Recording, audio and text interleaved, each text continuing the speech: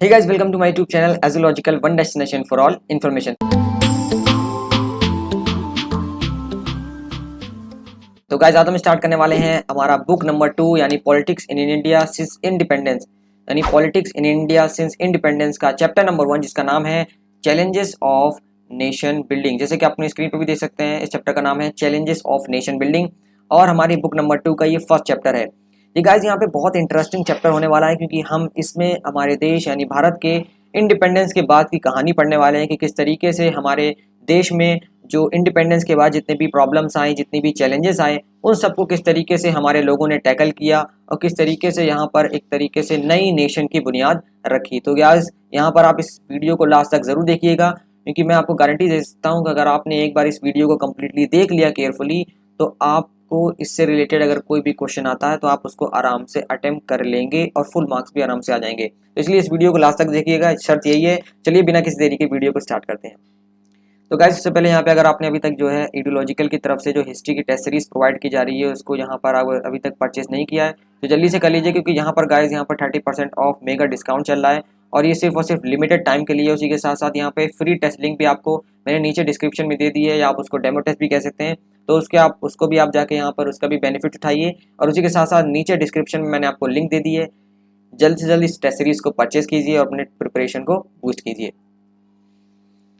तो गाइस अगर हम बात करें यहाँ पर नए नेशन के चैलेंजेस की, क्योंकि ये चैप्टर पूरा उसी के बारे में कि किस तरीके से हमारे इंडिया ने जब इंडिपेंडेंस हासिल की तो आप सबको पता है कि 14-15 अगस्त की मिडनाइट को 1947 में, यहाँ पर 1947 होगा, 1947 में हमारे first prime minister of India Jawaharlal Nehru ji ने एक स्पेशल सेशन रखा था कॉन्स्टिट्यूंट असेंबली में और उसमें एक बहुत फेमस स्पीच उन्होंने दिया था जिसका नाम है ट्रिस्ट विद डेस्टिनी। अब इसको आपको याद रखना है, ट्रेस विद डेस्टिनी, क्योंकि ये काफ़ी इंपॉर्टेंट, ये जो है काफ़ी फेमस है स्पीच, तो हो सकता है आपसे इसका नाम जो है पूछ लिया जाए। ये के साथ साथ यहाँ पर आपने जब ये स्पीच सुनी होगी या कहीं पढ़ी होगी, आपके एनसीईआरटी बुक में भी दे रखा है, आप उसको पढ़िएगा। तो इसको पढ़ने के बाद और साथ साथ में आपने जो पिछले साल 11th में भी आपने पढ़ा होगा उसमें आप देखेंगे कि इंडिपेंडेंस मिलने के बाद आप गौर करेंगे, आपको पता चलेगा कि इंडिपेंडेंस मिलने के बाद बहुत सारे लीडर्स थे हमारे कॉन्स्टिट्यूंट असेंबली में और सबकी अलग अलग आइडियोलॉजी थी। कोई कम्युनिस्ट का था, कोई सोशलिस्ट, कोई जो है कैपिटलिस्ट आइडियोलॉजी को फॉलो करता था और कई लोग मिक्स आइडियोलॉजी को फॉलो करते। तो इस तरीके के बहुत सारे लीडर्स हमारे अलग अलग ओपिनियन लेके यहाँ पर कॉन्स्टिट्यूंट असेंबली में डिस्कशन कर रहे थे। लेकिन इसी बीच में यहाँ पे एक इंपॉर्टेंट चीज़ हमें ये देखने को मिली कि सारे के सारे लीडर्स ने एक कंसेंसस रखा, यानी एक आम सहमति जताई कि भाई इंडिपेंडेंस मिलने के बाद हम सबको 2 मेजर गोल्स को अचीव करना है। अब ये 2 मेजर गोल्स कौन कौन से हैं? तो पहला तो मेजर गोल्स ये है कि हमारे लीडर्स ने कहा कि पहला मेजर गोल ये है कि हमें अपनी कंट्री को डेमोक्रेटिक गवर्नमेंट के फॉर्म में चलाना है, यानी हमें हमारी कंट्री में सबसे पहले लोकतांत्रिक सरकार को इस्टेब्लिश करना है, लोकतंत्र को इस्टेब्लिश करना है। दूसरा मेजर गोल यहाँ पर ये था गाइस कि गवर्नमेंट, उनका ये कहना था कि गवर्नमेंट जो है सबके भले के लिए काम करेगी और पार्टिकुलरली पुअर लोगों के लिए या उन लोगों के लिए जो सोशली डिसएडवांटेज ग्रुप हैं उन सब के लिए यहाँ पर पार्टिकुलरली उनका वेलफेयर के लिए काम किया जाएगा और गवर्नमेंट सभी के भले के लिए काम करेगी। तो गाइस ये आपको 2 इंपॉर्टेंट यहाँ पर गोल याद रखने हैं जो कि सारे के सारे लीडर्स ने यहाँ पर तय किए थे। अगर हम बात करें कि इंपॉर्टेंट चीज़ यहाँ पर गौर करने वाली ये भी है गाइस कि कोई भी कंट्री इस तरीके से आज़ाद नहीं हुई होगी जिस तरीके से हमारा देश आज़ाद हुआ। कैसे? यहाँ पे बताया जा रहा है या ऐसा माना जाता है कि कोई भी कंट्री इस डिफ़िकल्ट सिचुएशन में आज़ाद नहीं होगी जिस डिफ़िकल्ट सिचुएशन में 1947 में इंडिया ने फ्रीडम अटेन की। क्योंकि उस टाइम पर फ्रीडम तो हमें मिल ही रही थी, यानी आज़ादी तो मिली थी, लेकिन बहुत सारे दर्द के साथ, क्योंकि उस टाइम पे फ्रीडम के साथ साथ पार्टीशन भी हुआ था, ये भी आपको याद रखना है। और बताते चले यहाँ पर 1947 को एक तरीके से एक अनप्रेसिडेंट वायलेंस और डिस्प्लेसमेंट का भी ईयर माना जाता है। इस सिचुएशन में इंडिपेंडेंस मिलने के बाद बहुत सारे नेशनल मूवमेंट्स हुए और बहुत सारे जो है चेंजेस आए, रिफॉर्म्स लाए और इसी के साथ साथ हमारी जो जर्नी है कई सेवरल ऑब्जेक्टिव्स के साथ इंडिया की जर्नी स्टार्ट हो गई। अगर हम बात करें गाइस यहाँ पर तो इमिडिएटली आफ्टर इंडिपेंडेंस हमें 3 चैलेंजेस हमारे नेशन बिल्डिंग के लिए देखने को मिले या हम कहें उन टाइम में लीडर्स को देखने को मिले। वो कौन कौन से 3 चैलेंजेस थे वो भी आपको याद रखना है और ये बहुत ज़्यादा इंपॉर्टेंट है क्योंकि चैप्टर ही इसी के ऊपर है। अगर हम पहला देखें यहाँ पर तो पहला चैलेंज हमारा था कि टू शेप अ नेशन। जी हाँ, जो फर्स्ट चैलेंज था वो ये था कि भाई हमें अपने पूरे तरीके से पूरे राष्ट्र को, पूरे नेशन को एक तरीके से यूनाइटेड रखना है इन स्पाइट ऑफ डाइवर्सिटी। आपने ये प्रिंसिपल तो सुना होगा, यूनिटी इन डाइवर्सिटी। तो पहला चैलेंज हमारा यही था कि किस तरीके से हमें इसको जो है प्रैक्टिकली अप्लाई करना है हमारे देश में, क्योंकि आप सबको पता है हमारे देश में अलग अलग बैकग्राउंड से लोग रहते हैं, अलग अलग रिलीजियन के, अलग अलग जो है लैंग्वेज स्पीक करते हैं, अलग अलग कम्युनिटी के, अलग अलग कल्चर के। तो सबसे पहला चैलेंज ही यही था कि किस तरीके से हमें अपना जो एक यूनाइटेड नेशन को शेप करना है। और दूसरी चीज़ ये भी थी कि हमें इसी चैलेंज में पॉवर्टी और अनएम्प्लॉयमेंट को भी इरेडिकेट करना था। अगर हम बात करें गाइस यहाँ पर दूसरे बड़े चैलेंज के बारे में, तो दूसरा बड़ा चैलेंज था कि हमें अपने देश में डेमोक्रेसी को इस्टेब्लिश करना है। और इसी तरीके से आपको ये भी पता है कि हमारी कंट्री में एक तरीके से रिप्रेजेंटेटिव डेमोक्रेसी का सिस्टम है जो कि पूरी तरीके से पार्लियामेंट्री फॉर्म ऑफ गवर्नमेंट पे बेस्ड है। और ये यहाँ पे ये भी कहा गया कि भाई ये सफिशिएंट नहीं है कि हमें खाली जो है यहाँ पर डेमोक्रेटिक गवर्नमेंट को इस्टेब्लिश करना है, बल्कि यहाँ पे हमें लोगों में डेमोक्रेटिक प्रैक्टिसेस को डेवलप भी करना है, यानी लोगों को एनकरेज करना है, लोगों के प्रैक्टिकल लाइफ में भी इसको एनकरेज करना है। तो ये भी यहाँ पर एक बहुत बड़ा चैलेंज था। अगर हम बात करें यहाँ पे तीसरे चैलेंज की गाइस, तो यहाँ पे तीसरा बड़ा चैलेंज ये था कि हमें सारे के सारे लोगों की डेवलपमेंट को इंश्योर करना है, और खास करके जो यहाँ पर जो अनप्रिविलेज ग्रुप्स हैं उनके लिए वेलफेयर के लिए काम करना है। तो यहाँ पर तीसरा बड़ा चैलेंज हम ये कह सकते हैं कि to ensure the development and wellbeing of entire society without any discrimination. आप सबको पता है कि जो हमारा कॉन्स्टिट्यूशन है गाइस, उसका अगर ऊपर से देखा जाए ओवरऑल, तो एक प्रिंसिपल पे बेस है, वो है प्रिंसिपल ऑफ इक्वालिटी और special protection to socially disadvantage group, religious and cultural communities. तो यहाँ पर हमारे कॉन्स्टिट्यूशन में खुद स्पेशल प्रोटेक्शन की बात की गई है। अब यहाँ पर ये स्पेशल प्रोटेक्शन क्या है? तो गाइज यहाँ पर जितने भी हमारी कंट्री में जो डिसएडवांटेज ग्रुप हैं या हम कहें सोशली अनप्रिविलेज ग्रुप हैं, उन सब के लिए यहाँ पर कॉन्स्टिट्यूशन ने बहुत सारी स्कीम्स हैं, बहुत सारी वेलफेयर्स हैं और बहुत सारे जो हम कह सकते हैं रिजर्वेशन है वो यहाँ पर दे रखे हैं, ताकि जो डिसएडवांटेज ग्रुप हैं उनका भी अपलिफ्टमेंट हो सके और इसी के साथ साथ वो भी जो है यहाँ पर बाकी सोसाइटी में जो है इक्वालिटी हासिल कर सके। अगर हम यहाँ देखें तो ज़्यादातर जो मेजर गोल्स थे हमारे नेशनल मूवमेंट के, जो इंडिपेंडेंस के बाद जो है उभर कर सामने आए, वो ये था कि भाई हमें जो है डेमोक्रेटिक गवर्नमेंट को इस्टेब्लिश करना है, उनको फॉर्म करना है और जितने भी सेक्शन ऑफ सोसाइटी हैं सबके लिए वेलफेयर का काम करना है। इंडिपेंडेंस के बाद भी बहुत सारे मूवमेंट आया, जैसे यहाँ पर डिमांड की गई कि फुली डेमोक्रेटिक इस्टेब्लिश यहाँ पे होना चाहिए, और भी बहुत सारी चीज़ें हम डिटेल में पढ़ने वाले हैं, तो इसीलिए मैं कह रहा हूँ लास्ट तक वीडियो में ज़रूर बनी रहिएगा। तो गाइज ये सारी चीज़ें तो आपने समझ ली, ऊपर ऊपर का पूरा इंट्रोडक्शन चैप्टर का। अब अगर हम बात करें यहाँ पर कि फ्रीडम के साथ साथ हमें पार्टीशन भी देखने को मिला, तो इस तरीके से हम कह सकते हैं कि एक नेगेटिव साइड भी थी हमारे आज़ादी के बाद। तो यहाँ पर अगर हम बात करें इंडिपेंडेंस के बाद, हम सबको पता है टू नेशन थ्योरी जो कि प्रोपाउंड की गई थी मोहम्मद अली जिन्ना के द्वारा। जिसने क्या किया था, इसने ये प्रोपाउंड किया कि यहाँ पर रिलीजियस मेजोरिटी के हिसाब से जो है नेशन को इस्टेब्लिश किया जाए। और इसमें क्या हुआ, रिजल्ट क्या निकला कि यहाँ पर पार्टीशन होने के बाद दो देश उभर कर सामने आए, पहला हमारा इंडिया और दूसरा पाकिस्तान।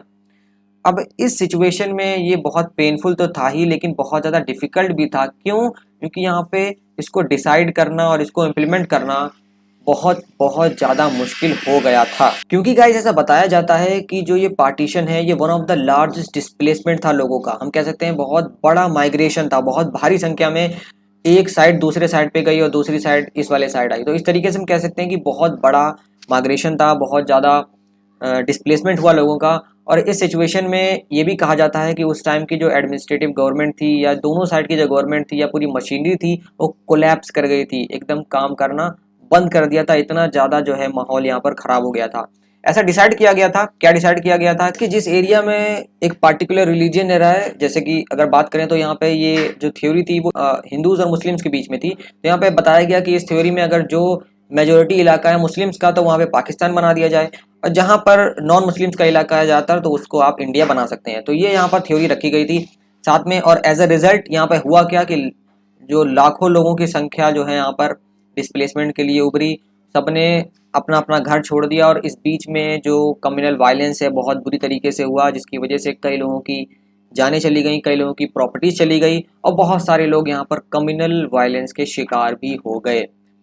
अब इस तरीके से यहाँ पे देखा जाए तो on the basis of Muslim majority कौन कौन से इलाके थे उस टाइम पे हमारे पूरे ब्रिटिश इंडिया में या हम कहें हमारे पूरे हिंद में। तो यहाँ पर गाइस हमारे ब्रिटिश इंडिया में उस टाइम पर वेस्ट और ईस्ट पाकिस्तान रखा गया कि ये वेस्ट और ईस्ट पाकिस्तान जो ऊपर का इलाका है इंडिया का पहले का, वो वहाँ पर रखा गया। और इसी के साथ साथ यहाँ पर कुछ पोर्शन था पंजाब का और कुछ पोर्शन था बंगाल का, उसको भी यहाँ पर इंडिया को सेक्रीफाइस करना पड़ा पार्टीशन के लिए। अगर यहाँ पे एक इंपॉर्टेंट चीज़ देखें तो आपको पता होगा कि आज भी जो पंजाब है वो पाकिस्तान में भी है और इंडिया में भी है, तो वही चीज़ यहाँ पर जो पोर्शन है कुछ मतलब पंजाब का, वो भी यहाँ पर सेक्रीफाइस करना पड़ा। अगर हम देखें गाइस यहाँ पर पूरे तरीके से पूरा प्रोसेस को पार्टीशन की, तो यहाँ पर ये आपको पता चलेगा कि जो पूरी तरीके से डिसीजन था इंडिया को दो नेशन में डिवाइड करना, ये बहुत ही ज़्यादा पेनफुल था। क्योंकि पार्टीशन कौन से प्रिंसिपल के ऊपर बेस्ड था? बहुत ही खतरनाक प्रिंसिपल था, वो था रिलीजियस मेजोरिटीज़ के ऊपर। अब यहाँ पर एक इम्पॉर्टेंट प्रॉब्लम ये उभर कर सामने आई कि उस टाइम पे मुस्लिम मेजोरिटी इलाके अलग अलग तरीके से थे, यानी पूरी तरीके से एक कह सकते हैं कि प्रोपोर्शन में नहीं थे। कुछ बीच के इलाके हैं, फिर उसके बाद थोड़ा एरिया छोड़ के फिर उसके बाद मुस्लिम मेजोरिटी है, फिर थोड़ा एरिया छोड़ के फिर मुस्लिम मेजोरिटी एरियाज है। तो यहाँ पर एक तरीके से जो मेन प्रॉब्लम उभर कर सामने आई पहली, वो ये थी कि इसमें कोई सिंगल मेजोरिटी बेल्ट नहीं था मुस्लिम का पूरे ब्रिटिश इंडिया में, यानी बीच बीच में था। तो इससे ये प्रॉब्लम पहली निकल के सामने आई।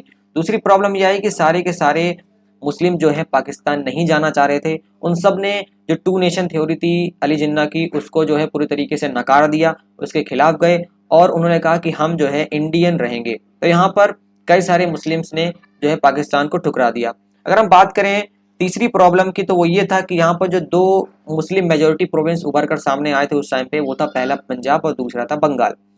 प्रॉब्लम ये थी यहाँ पर कि पंजाब और बंगाल में मुस्लिम्स तो ज़्यादा थे ही, उसके साथ साथ यहाँ पर नॉन मुस्लिम भी बहुत ज़्यादा लार्ज नंबर में थे। तो इस वजह से यहाँ पे भी आपको याद होगा कि कोलकाता में, अमृतसर में, जो हम आगे पढ़ेंगे, जहाँ पे बहुत बुरी तरीके से यहाँ पे वायलेंस और राइट्स हुए थे उस टाइम पे। इसी के साथ साथ बहुत सारी प्रॉब्लम्स थी दोनों साइड में जो माइनॉरिटीज़ थी उनके लिए, क्योंकि उस टाइम पे वायलेंस हुआ था और उस साइड में जो माइनॉरिटीज़ के लिए यहाँ पर डिस्प्लेसमेंट करना, माइग्रेशन करना, वो भी उनमें एक फियर बन गया था। अगर हम बाद में देखें गाइज यहाँ पर कि चलिए पार्टीशन तो पूरा हो गया, अब पार्टीशन का कॉन्सिक्वेंस क्या हुआ, यानी कि उसका अंजाम क्या हुआ। तो गाइज अंजाम बहुत खतरनाक हुआ, क्योंकि ये एक तरीके से जो ईयर है 1947 जिसमें हमारा पार्टीशन हुआ है, उसको एक तरीके से largest, most abrupt, unplan, tragic transfer of population in human history माना जाता है।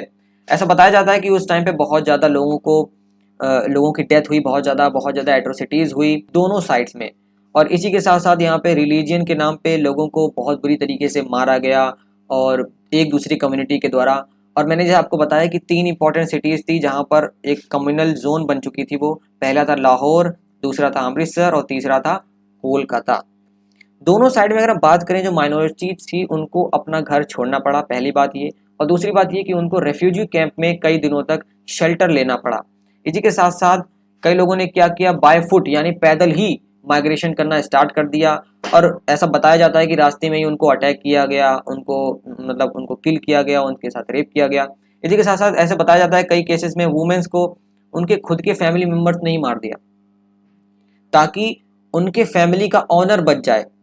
क्योंकि इतनी सारी एट्रोसिटीज़ हो रही थी, उससे बचने के लिए यहाँ पर खुद की फैमिली ओनर के लिए लोगों ने खुद के ही फैमिली मेम्बर्स में जो वुमेन थी उनको मार दिया। ये बहुत बड़ी प्रॉब्लम यहाँ पे नज़र सामने निकल कर आई थी उस टाइम पे। और अगले जो यहाँ पर कॉन्सिक्वेंस था वो ये था कि बहुत सारे चिल्ड्रंस को उनके पेरेंट्स से सेपरेट कर दिया।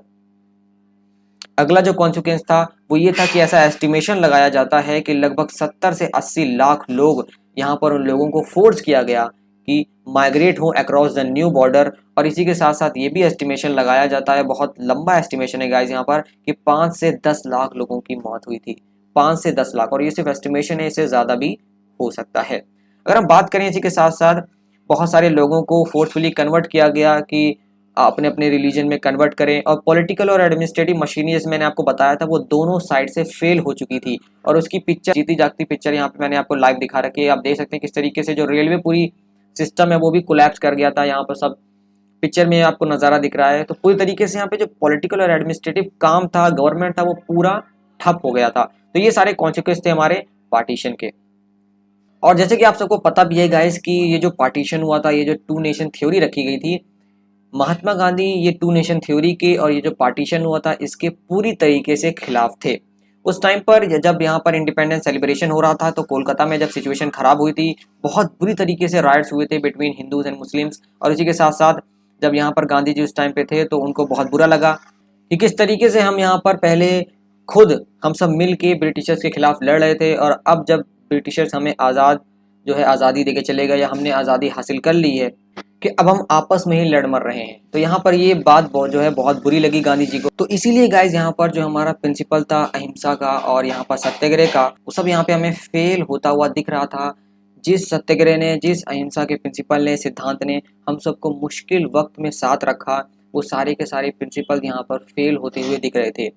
हालांकि गांधी जी ने बहुत कोशिश की, बहुत ट्राई किया हिंदूज और मुस्लिम को परसुएट करने की कि वो यहाँ पर जो यहाँ पर वायलेंस है उसको गिव अप कर दें, और उनकी प्रेजेंस की वजह से यहाँ पर कोलकाता में बहुत ज़्यादा ग्रेटली जो है इम्प्रूवमेंट आया था, जिसकी वजह से यहाँ पर कोलकाता में जो राइट्स चल रहे थे वो बंद हो गए थे, और बाकी जैसे लाहौर और अमृतसर में वहाँ पे ज़्यादा दिन तक जो है यहाँ पर एज़ कम्पेयर टू कोलकाता चले थे, क्योंकि वहाँ पर गांधी जी की प्रेजेंस की वजह से और गांधी जी ने वहाँ पे लोगों को काफ़ी परसुएट किया था।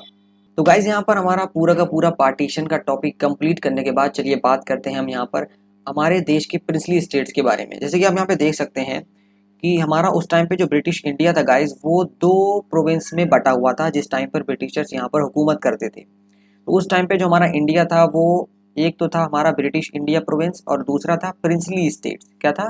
Princely states. अब यहाँ पर अगर हम इसकी कहानी बताएं तो प्रिंसली स्टेट्स एक तरीके से हम कह सकते हैं कि ब्रिटिश गवर्नमेंट की सुप्रीमेसी को एक्सेप्ट करते हुए उनको कुछ जो है इंटरनल अफेयर की पावर दी जाती थी।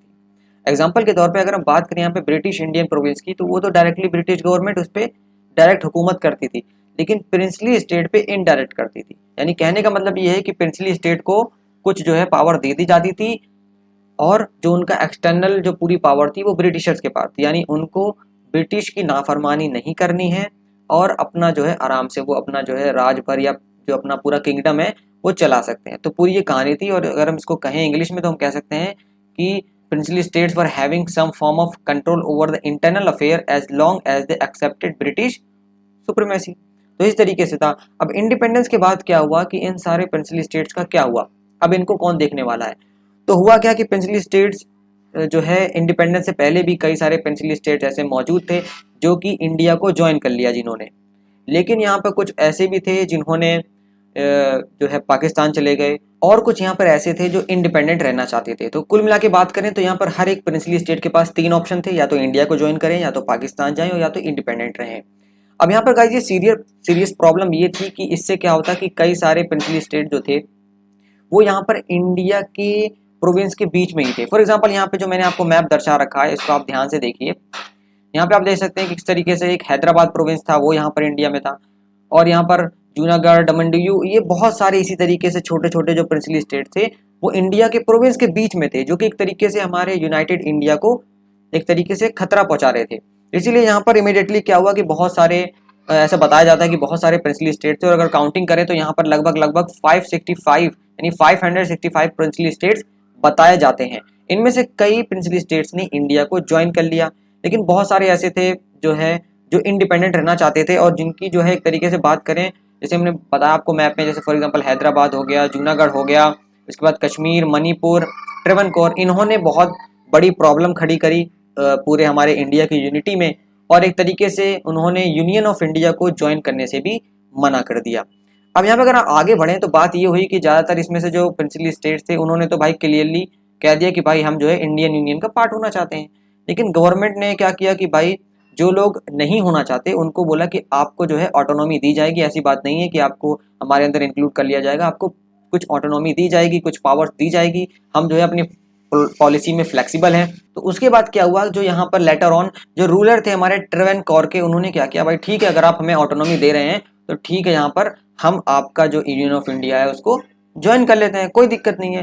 फिर उसके बाद में क्या हुआ, लेटर ऑन हैदराबाद ने भी यही सिमिलर अनाउंसमेंट की कुछ दिन बाद। फिर उसके बाद जो रूलर थे भोपाल के, उन्होंने भी अनाउंसमेंट की कि ठीक है भाई हम जो है कॉन्स्टिट्यूशन असेंबली में ये अनाउंस करते हैं कि हम जो है इंडियन यूनियन को ज्वाइन कर रहे हैं।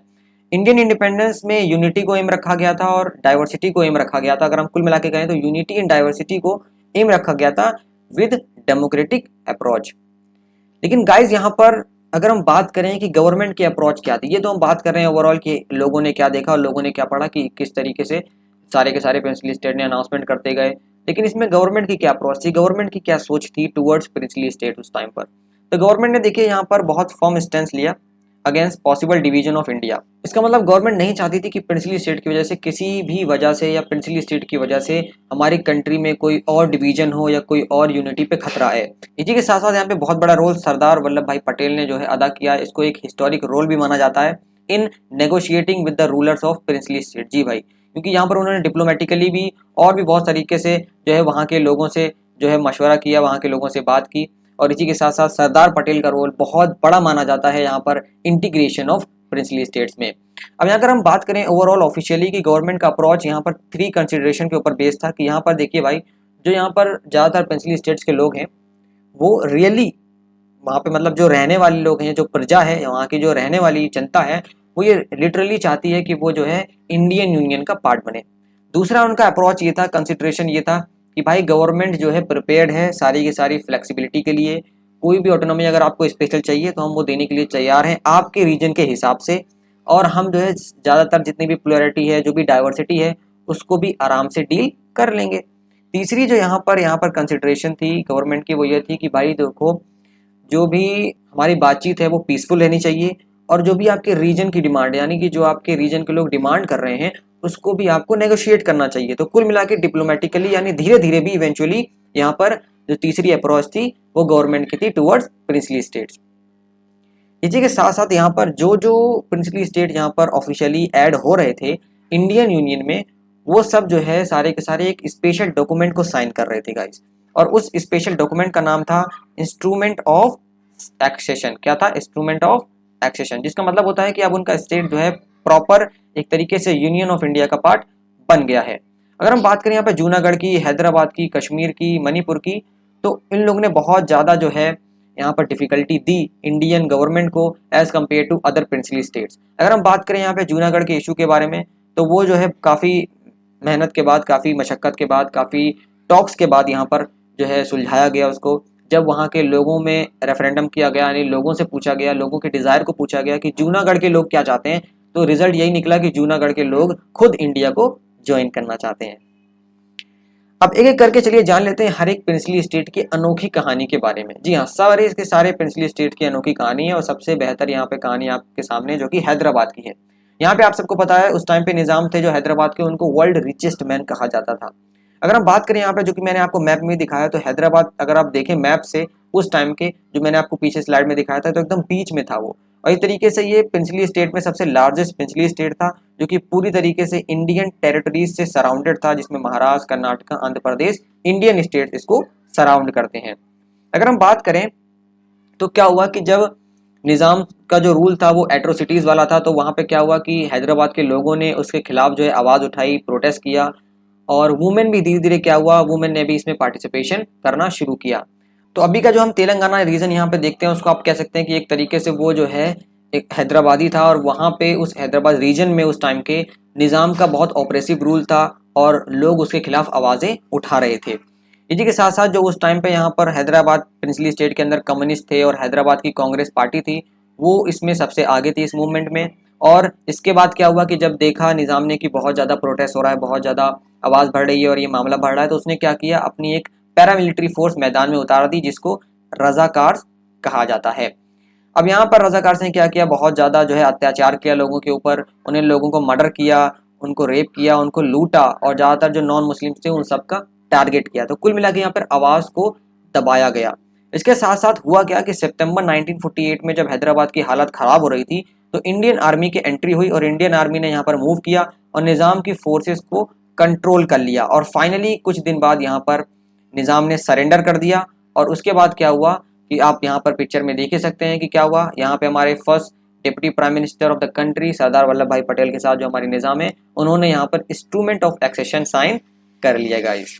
तो गाइस अगर हम बात करें यहाँ पर मणिपुर के बारे में, तो यहाँ पर इंडिपेंडेंस से कई दिन पहले ही जो यहाँ पर जो महाराजा थे, जिनका नाम था महाराजा ऑफ मणिपुर, जिनका नाम था बोधा चंद्र सिंह, उन्होंने आज़ादी से पहले ही यहाँ पर इंडियन यूनियन के साथ इंस्ट्रूमेंट ऑफ एक्सेशन साइन कर लिया। हाँ जी हाँ, क्यों? क्योंकि यहाँ पर उनके इलाके में यानी मणिपुर में पब्लिक की प्रेशर की वजह से उन्हें ये करना पड़ा। और महाराजा ने बाद में ये भी किया कि उन्होंने अपनी एरिया में कॉन्स्टिट्यूशनल मोनार्की को इस्टेब्लिश किया, जहाँ पे मतलब कॉन्स्टिट्यूशन भी रहेगा और उनका राज भी चलेगा। और फिर उसके बाद गाइज यहाँ पर मणिपुर में बहुत बड़ी हिस्ट्री बनी। हिस्ट्री ये बनी कि मणिपुर पहला प्रिंसली स्टेट बन गया या पहला स्टेट बन गया जहाँ पर यूनिवर्सल एडल्ट फ्रेंचाइज के अंडर में यहाँ पर जो है इलेक्शन कराया गया एक कॉन्स्टिट्यूशनल मोनार्की में। तो ये बहुत इंपॉर्टेंट चीज़ है, मैं इस पे स्टार लगा देता हूँ क्योंकि इसके आने के बहुत ज़्यादा चांसेस हैं। आपके एमसीक्यूज में ये पूछा जा सकता है कि बताइए कौन सा ऐसा प्रिंसली स्टेट या कौन सा फर्स्ट स्टेट था हमारी कंट्री में इंडिपेंडेंस के बाद जिसने सबसे पहले यूनिवर्सल एडल्ट फ्रेंचाइज के प्रिंसिपल पर इलेक्शन करवाया था। उसी के साथ साथ अगर हम गाइज यहाँ पे बात करें यहाँ पर पूरी तरीके से मणिपुर के मर्जर को लेकर इंडियन यूनियन में, तो फिर यहाँ पे हुआ क्या था कि टोटली उसके बाद भी यहाँ पर जब वहाँ पर इलेक्शन हुआ तो उसके बाद भी पार्टिकुलरली या ऑफिशियली यहाँ पर कोई भी मर्जर नहीं हुआ मणिपुर का। तो क्या हुआ फिर गवर्नमेंट ऑफ इंडिया ने यहाँ पे प्रेशराइज किया मणिपुर के महाराजा को कि वो जल्द से जल्द यहाँ पर ऑफिशियली एग्रीमेंट साइन करें सितंबर 1949 में। तो इस तरीके से यहाँ पर मणिपुर भी हमारे इंडियन यूनियन में शामिल हो गया। उसके बाद अगर हम बात करें यहाँ पर बाकी स्टेट्स के बारे में कि ये तो बात हो गई प्रिंसली स्टेट्स के बारे में कि इस तरीके से बहुत सारे प्रिंसली स्टेट्स यहाँ पर इंडियन यूनियन में ऐड होते गए थे। अगर हम बात करें यहाँ पर बहुत सारे स्टेट्स को लेकर की डिमांड चल रही थी क्योंकि उनके अलग अलग रीजन्स थे और अलग अलग उनके रीजन में अलग अलग लैंग्वेज स्पीक करने वाले लोग रहते थे। तो नेशनल मूवमेंट के दौरान इंडियन नेशनल कांग्रेस की जब सरकार थी यहाँ पर तो उसने यहाँ पर इस डिमांड को रिकॉग्नाइज किया और वहाँ पे बहुत बड़ी नीड हो रही थी कि स्टेट को रीऑर्गेनाइज किया जाए on the basis of language, जिसको हम लिंग्विस्टिक बेसिस भी कह सकते हैं। तो कुल मिला के यहाँ पे अगर हम बात करें तो लैंग्वेज को रिकॉग्नाइज करते हुए लैंग्वेज के हिसाब से लैंग्वेज की बेसिस से स्टेट्स फॉर्म किया जाए। इसके साथ साथ यहाँ पर अगर हम बात करें तो पहला जब इंडियन गवर्नमेंट ने इसको रिकॉग्नाइज किया तो पहला आंध्र प्रदेश एक ऐसा स्टेट बना जिसको सबसे पहले लिंग्विस्टिक बेसिस पे यहाँ पर क्रिएट किया गया और वो तारीख थी दिसंबर 1952। ये आपको जरूर याद रखना है, इसके ऊपर मैं स्टार लगा देता हूँ क्योंकि ये पहला स्टेट है जो कि लिंग्विस्टिक बेसिस पे यहाँ पर बनाया गया था। अगर हम बात करें यहाँ पर इसी को लेकर गवर्नमेंट ऑफ इंडिया ने और भी स्टेट्स फॉर्म करने के लिए एक कमीशन का गठन किया था, अपॉइंट किया था उस कमीशन को। इसका नाम था स्टेट रीऑर्गेनाइजेशन कमीशन 1953 में। अगर हम बात करें इसके चेयरमैन की तो इसके चेयरमैन थे जस्टिस फजल अली इसके चेयरमैन बनाए गए थे जो कि रिटायर्ड चीफ जस्टिस थे सुप्रीम कोर्ट के। अगर हम बात करें इसी के साथ साथ तो कमीशन ने एक्सेप्ट किया कि हाँ जो स्टेट की बाउंड्री है वो डिफरेंट लैंग्वेजेस को रिफ्लेक्ट करना चाहिए। इसी के साथ साथ कमीशन की रिपोर्ट आई थी 1956 में गाइज, और उसके बाद क्या हुआ कि स्टेट रीऑर्गेनाइजेशन एक्ट 1956 में ही पास किया गया। माफ करिएगा, कमीशन की रिपोर्ट 1955 में आई थी और उसके नेक्स्ट ईयर में यहाँ पर स्टेट रीऑर्गेनाइजेशन एक्ट पास किया गया। उस टाइम पे जब ये पास किया गया तो उस टाइम पे कुल मिला के 14 स्टेट्स थे और 6 यूनियन टेरिटरीज थी। आप मुझे नीचे कमेंट सेक्शन में बताइए कि अभी इस वक्त हमारे कंट्री में कितने स्टेट हैं और कितनी यूनियन टेरिटरीज हैं। और जैसे कि गाइज आप उन पुराने स्टेट्स को यहाँ पर मैप में भी देख सकते हैं, जैसे कि आप यहाँ पे स्क्रीन पे देख सकते हैं, यहाँ पे लिखा हुआ है ओडिशा जो कि ओडिशा का पुराना नाम था, और यहाँ पर मैसूर जो कि कर्नाटक का पार्ट है अभी भी, मद्रास जिसको हम तमिलनाडु कहते हैं। इसी तरीके से बहुत सारे जब आप देखेंगे इस वीडियो को पोस्ट करके इस पिक्चर में हमने डाल रखे हैं, तो आप इसको भी जरूर देखिएगा क्योंकि पूरा हो सकता है आपसे एमसीक्यू में पुराने नेम भी स्टेट्स के पूछ लिया जाए। अगर आप यहाँ पे आगे बढ़ें तो हम देखेंगे यहाँ पर सरदार वल्लभ भाई पटेल के बारे में और उनके कंट्रीब्यूशन के बारे में कि किस तरीके से उन्होंने नेशनल इंटीग्रेशन में काम किया है। तो अगर देखिए गाइस, अगर हम बात करें यहाँ पर सरदार वल्लभ भाई पटेल की, तो आप सबको पता है कि सरदार वल्लभ भाई पटेल हमारे फर्स्ट डिप्टी प्राइम मिनिस्टर थे कंट्री के और हमारे फर्स्ट होम मिनिस्टर थे इंडिया के, जो कि एक तरीके से मेजर लीडर के तौर पर उभर कर सामने आए थे फ्रीडम मूवमेंट में। इसी के साथ साथ इंडिपेंडेंस के टाइम भी गाइज यहाँ पर सारी के सारी प्रिंसली स्टेट्स को इंटीग्रेट करना एक तरीके से बहुत बड़ा चैलेंज बन गया था नेशनल यूनिटी के लिए और इंडिया की इंटीग्रिटी के लिए। तो इस डिफिकल्ट टास्क को संभालने के लिए सरदार वल्लभ भाई पटेल सामने आए, जहां पर इन्होंने 565 से भी ज्यादा या लगभग प्रिंसली स्टेट्स को हमारे नेशन में इंटीग्रेट किया है। बहुत बड़ा कार्य इन्होंने किया है और इसीलिए हम सब सरदार वल्लभ भाई पटेल को क्या कहकर पुकारते हैं, आयरन मैन ऑफ इंडिया। तो देखिए गाइज, यहाँ पर पटेल की अप्रोच थी वो बहुत ज़्यादा क्लियर थी और हालांकि वो किसी तरीके की कॉम्प्रोमाइज़ नहीं करना चाहते थे हमारी कंट्री की टेरिटोरियल इंटीग्रिटी के साथ। इसीलिए वहाँ पर उन्होंने जो है बहुत अच्छी कम्युनिकेशन स्किल का इस्तेमाल करते हुए डिप्लोमेटिक मैनर में और भी बहुत सारे तरीके से यहाँ पर हमारे नेशन के लिए बहुत बड़ा काम किया है। अगर हम बात करें तो उनके पॉलिटिकल एक्सपीरियंस के द्वारा और फोर्थ साइडनेस के द्वारा यहाँ तक कि जो भी 565 में से ज़्यादातर जो स्टेट्स थे उन्होंने पहले ही यहाँ पर अपना कंसेंट दे दिया कि ठीक है हम जो है इंडिया के साथ इंडिपेंडेंस से पहले ही इन्होंने अपनी कंसेंट दे दिया कि हम इंडिया के साथ मर्ज हो जाएंगे। तो इस तरीके से देख सकते हैं आपने कि सरदार वल्लभ भाई पटेल ने किस हद तक यहाँ पे अपने फोर साइडनेस का और यहाँ पे उन्होंने अपनी इंटेलिजेंस का इस्तेमाल किया है हमारे देश के लिए। अगर हम बात करें तो इसके बीच में सरदार वल्लभ भाई पटेल को कई सारे चैलेंजेस को भी फेस करना पड़ा, बहुत सारे स्टेट्स को इंटीग्रेट करने के लिए, जैसे कि हैदराबाद, जूनागढ़, कश्मीर। ये इन्हीं की लीडरशिप में हुआ कि जहां पर इंडियन फोर्सेस ने जो है दो स्टेट्स को कंपेल किया अपने घुटने टेकने के लिए, पहला हैदराबाद, दूसरा जो है जूनागढ़, जो बाद में इंडिया में मर्ज हो गया। इसी के साथ साथ यहाँ पे जो जिन्ना की उस टाइम पे डिविसिव थ्योरी चल रही थी, टू नेशन थ्योरी, उसको पूरी तरीके से यहाँ पर सरदार वल्लभ भाई पटेल ने रिजेक्ट किया। और जो सरदार वल्लभ भाई पटेल का ओपिनियन था कश्मीर का, वो बाकी लीडर्स के मुकाबले भी काफ़ी ज़्यादा डिफरेंट था। इस तरीके से अगर बात करें हम यहाँ पर हैदराबाद और जूनागढ़ की, तो जो है यहाँ पर वो ये भी चाहते थे कि किस तरीके से जैसे हैदराबाद और जूनागढ़ यहाँ पर इंडिया के साथ मर्ज हुआ है, उसी तरीके से कश्मीर भी यहाँ पर हमारे इंडिया के साथ इंटीग्रेट हो जाए थ्रू मिलिट्री ऑपरेशन। लेकिन बहुत सारे उस टाइम पे गाइस रीजंस थे जिनकी वजह से जो है सरदार वल्लभ भाई पटेल इस चीज़ को नहीं कर पाए और फुली अभी भी कश्मीर जो है इंटीग्रेट नहीं हुआ उस टाइम भी। और आज भी आप देखेंगे तो आज तो वैसे स्टेट बन चुका है, लेकिन आज भी बहुत सारी प्रॉब्लम्स हमें पीओके वगैरह में देखने को मिल जाती है। हालांकि यहाँ पे सरदार वल्लभ भाई पटेल ने हमेशा जो है एक नोटेबल लीडर के तौर पर अपना जो योगदान दिया है, जिनको एक तरीके से ट्रू नेशनलिस्ट भी कहा जाता है, कैटलिस्ट भी कहा जाता है, रियलिस्ट भी कहा जाता है, और अगर शॉर्ट फॉर्म में कहें तो इन्हें एनसीआर भी कहा जाता है। तो ये भी चीज़ आपको बहुत इंपॉर्टेंट है याद रखना।